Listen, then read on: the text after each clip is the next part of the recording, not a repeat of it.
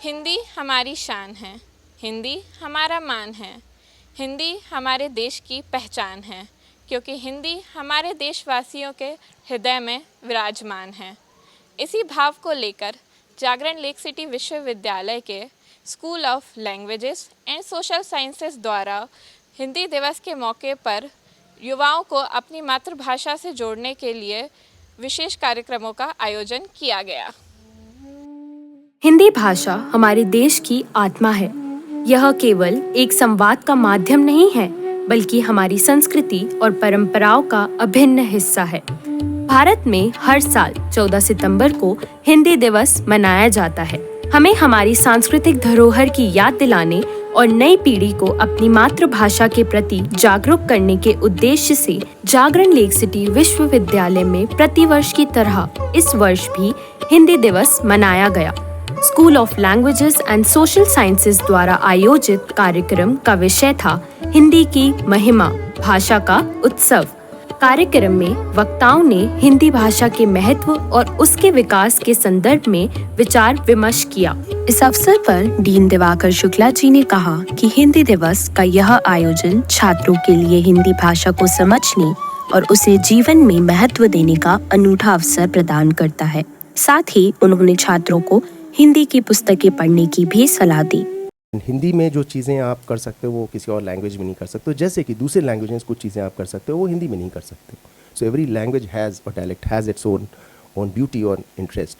चूँकि हिंदी की हम बात कर रहे हैं, प्लीज़ रीड बुक्स इन हिंदी। आप किसी भी देश से हैं, जब एक फ्रेंच और एक जर्मन हिंदी पढ़ सकता है और समझ सकता है, सो व्हाई कांट वी।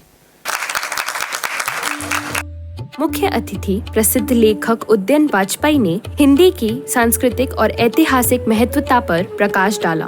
उन्होंने छात्रों से कहा कि हिंदी केवल संवाद का माध्यम नहीं, बल्कि हमारी सांस्कृतिक धरोहर का प्रतीक है। हिंदी जब भी भारत की सोचता हूँ, मैं सोचता हूँ अलाव है, उसके चारों ओर लोग बैठ के बात कर रहे हैं और एक दूसरे की बात से प्रतिकृत हो रहे हैं, एक दूसरे की बात से प्रभावित हो रहे हैं, एक दूसरे की बात का जवाब दे रहे हैं, कुछ नया पैदा कर रहे हैं। ये संस्कृति समावेशी और हिंदी में वो सारे गुण हैं। आयोजन में हिंदी कविता पाठ और तात्कालिक विषयों पर भाषण प्रतियोगिता का भी समावेश किया गया, जिनमें विभिन्न विभागों के छात्रों ने बढ़ चढ़कर भाग लिया। तो सर्वप्रथम मैं बताना चाहूँगा कि जब से हमारे देश को आज़ादी मिली है, जब से हमारा देश स्वतंत्र हुआ है, उसके बाद जब हमारे देश में लोकतंत्र का शासन आया, उसके बाद से ही हमें चुनाव देने का, चुनाव में भाग लेने का या फिर राजनीतिक दलों में उतरकर खुद उसमें प्रतिभागी होने का अवसर मिला है। मेरा टॉपिक है मीडिया लिटरेसी।